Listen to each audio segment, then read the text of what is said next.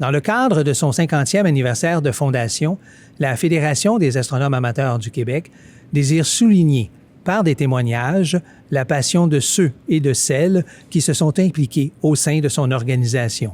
Plus de 120 personnes ont joué un rôle important dans la vie associative de la Fédération et nous désirons leur rendre hommage. Voici leur histoire. Alors, nous accueillons M. Jean-Marc Richard, qui a siégé au sein du conseil d'administration de la Fédération de 1988 à 1993, à la fois comme conseiller, vice-président, président. Alors, bonjour Jean-Marc. Bonjour Pierre. En guise de première question, on va plonger tout de suite à savoir comment est né ton intérêt pour l'astronomie et l'observation du ciel étoilé.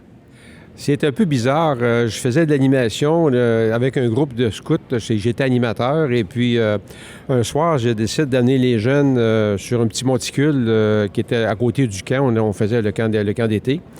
Et puis je dis aux jeunes, ce soir, on observe le ciel, on découvre le ciel. J'avais lancé ça comme ça pour faire une activité inédite. Et c'est à ce moment-là que j'ai levé la tête en même temps que les jeunes, puis on a vu la Grande Ourse, puis c'est à ce moment-là pour dire que dans ma tête, l'étincelle s'est allumée sur les beautés du ciel, l'observation du ciel, les étoiles. Les jeunes, indirectement, m'ont amené à faire cette découverte-là. C'est comme ça que ça a commencé. Est-ce que tu connaissais le ciel étoilé? Est-ce que tu te retrouvais parmi les constellations? Je dois t'avouer que je connaissais la Grande Ourse, puis c'était assez limite, là. La fameuse casserole, ça se limitait à ça. Mais le ciel était tellement pur, tellement limpide, tellement brillant ce soir-là que c'était féerique. Puis il s'est passé quelque chose de magique à ce moment-là, puis c'est là que ça a commencé, tranquillement. La petite graine s'est plantée dans ma tête, et puis ça a pris un petit peu de temps avant qu'elle germe, mais c'est là que ça a commencé. Ça, je suis bien conscient de ça.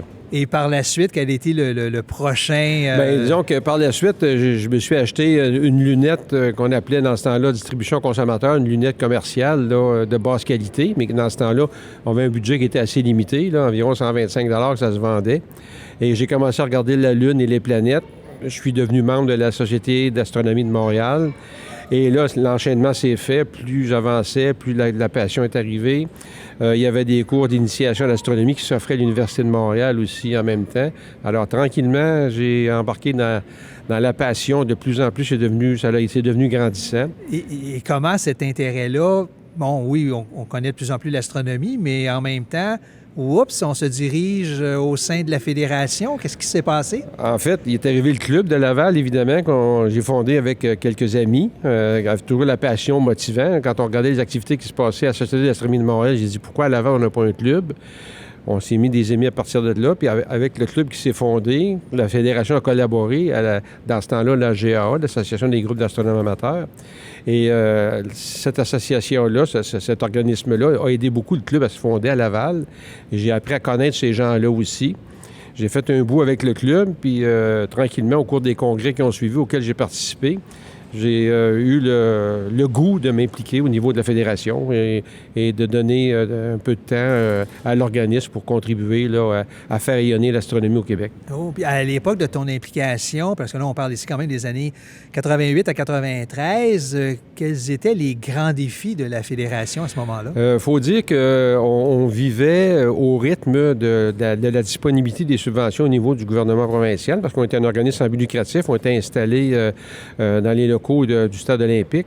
Et on avait un pignon sur rue à cet endroit-là. On avait une subvention au fonctionnement, mais il était toujours non renouvelable. C'est-à-dire, on l'avait pour une année, mais on ne savait pas si on était pour l'avoir l'année suivante. C'était pas sur triennal ou quinquennal, c'était quasiment annuel. Alors, on vivait sur l'attente de ce qui puisse se produire. Puis, à ce niveau-là, évidemment, il y avait une question de budget au niveau politique sur les investissements dans le loisir au Québec. Et on en met-tu dans les sports, on en met-tu dans les loisirs. Il y avait des décisions à prendre. Et alors, à ce moment-là, il est arrivé que la subvention qu'on souhaitait qu'elle soit renouvelée, on a appris qu'elle nous était retirée à ce moment-là. Bien, on s'est ramassé avec zéro subvention. Là, on parle des années 90-91. Et devant nous, on avait un gros problème parce que on souhaitait que la Fédération continue, dans ce temps-là, de l'Association des groupes d'astronomes amateurs du Québec, continue son travail d'assurer le lien entre les clubs. Et on se sentait en danger là, de n'avoir plus aucun moyen de financement. On avait simplement la petite cotisation des membres qui était environ, je pense, c'était à 2 $ par membre de club qui apportait des choses, des fonds à l'organisation. Alors, ce qu'on a fait pour essayer de tirer notre épingle du jeu, on a décidé de changer les statuts de l'organisme pour changer de l'Association des groupes d'astronomes amateurs du Québec à Fédération des astronomes amateurs du Québec, et en permettant ici la création du statut de membre individuel et de membre corporatif aussi. Alors, on agrandissait notre champ de ressources financières d'une certaine façon pour essayer de continuer à remplir notre mandat d'assurer le lien entre les clubs d'astronomie et la promotion de l'astronomie amateur au Québec. Ça a été difficile et ça a pris plusieurs années avant que les subventions reviennent. Mais durant tout ce temps-là, on a vivolté, mais la passion était toujours là. Il y a eu beaucoup de bénévolat qui a été fait. Et je pense que l'équipe lorsque j'étais dans le conseil d'administration, que je pense en tant que conseiller, vice-président ou président, on a toujours eu une équipe formidable de bénévoles, de passionnés, qui croyaient surtout en la mission de la Fédération. Et c'est ce qui a permis qu'on a pu survivre malgré le manque de financement. Surtout que, j'imagine aisément que dans ces années-là, il n'y a pas d'Internet, il n'y a pas de courriel. Il reste que le courrier et le téléphone. Et, c'est exact. Il fallait payer pour les longues distances. On en a collé des timbres. On en a collé des timbres sur des enveloppes. On en a fait des photocopies à la Gestetner, qu'on appelle, la vieille machine à imprimer, là, et à plier des enveloppes et à faire des envois à la mitaine, et puis à passer des samedis et des dimanches au local de la Fédération pour répondre aux demandes des membres, envoyer des communiqués, assurer le lien constant, répondre aux questions, toutes ces choses-là. Alors, c'est sûr que ça demandait beaucoup de temps bénévole, mais pour nous autres, c'est important et on croyait beaucoup à ce qu'on faisait. C'est ça qui a fait un peu la différence. Il y avait aussi une revue qu'on appelait le Québec astronomique. Et ça, par contre, je pense que ça a quand même pas mal évolué pendant ces années-là. C'est intéressant de le souligner parce qu'à ce moment-là, on a trouvé aussi une façon de contourner le manque de subventions qu'on avait au niveau de la Fédération. Parce qu'il y avait des subventions disponibles pour les publications scientifiques qui étaient disponibles. Alors, on a eu l'idée de fonder les éditions astronomiques et de transformer le Québec astronomique en Astronomie Québec, qui était un nouveau magazine pour avoir une présence québécoise au niveau de l'astronomie au Québec.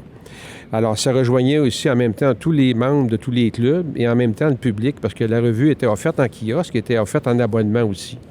Ça n'a jamais été nécessairement rentable, mais on était dans le paysage scientifique. On était présents. Les membres sentaient qu'il y avait tout de même un contact entre eux. On pouvait se servir de ce véhicule-là pour communiquer aussi en même temps et faire connaître aussi des découvertes en astronomie aux amateurs qui pratiquaient ce loisir-là au Québec. Depuis toutes ces années-là, évidemment, on parle quand même, il y a de cela plusieurs années, là, on ne rajeunit pas, comme je le mentionne souvent. Tu as probablement eu l'opportunité de réfléchir sur ce que tu as réalisé, ce que tu aurais aimé réaliser, parce qu'évidemment, quand on occupe ces postes-là, on a toujours des projets en tête. Là. Qu'est-ce qui t'a rendu le plus fier pendant la période que tu étais là? Je dirais que c'est d'avoir réussi à, malgré parce que quand un organisme sans but lucratif essaye d'exister dans son domaine, en plus dans le domaine scientifique qui n'est pas nécessairement un domaine qui est très, comment je pourrais dire, donc très populaire, parce que la science par rapport au sport, on a toujours été un peu le parent pauvre des subventions. La méthode de pensée ou des investissements, c'était peut-être pas la source la plus rentable, si on peut dire, mais de rester pareil présent et de croire à assurer la survie de cet organisme-là, d'assurer la vulgarisation de la science d'astronomie avec d'autres passionnés dans ces temps difficiles-là au niveau financier, d'essayer de trouver des formules pour survivre à ça, le temps que ça prenne pour qu'on ça puisse par la suite avoir pignon sur rue de façon mieux installée, si vous voulez. Alors moi, je trouve qu'avoir réussi avec l'équipe que j'ai, parce que faut mentionner que j'ai pas fait ça tout seul, là, on était vraiment une équipe, je l'ai mentionné tout à l'heure, de bénévoles, mais qui étaient aussi passionnés que moi, qui a fait qu'on a pu traverser cette période difficile-là. Avec aussi la période où il y a eu les éditions astronomiques qui ont permis aussi de faire fleurir la science au Québec. Tout ça mis ensemble, je calcule que avoir apporté mon homme contribution, si on veut, là, à tout ce cheminement-là. Bien, c'est super intéressant. Alors, un grand merci, Jean-Marc, pour ton témoignage. Et je rappelle que cette rencontre est réalisée dans le cadre du 50e anniversaire de la Fédération des astronomes amateurs du Québec. Merci encore, un grand merci. Ça fait plaisir, Pierre.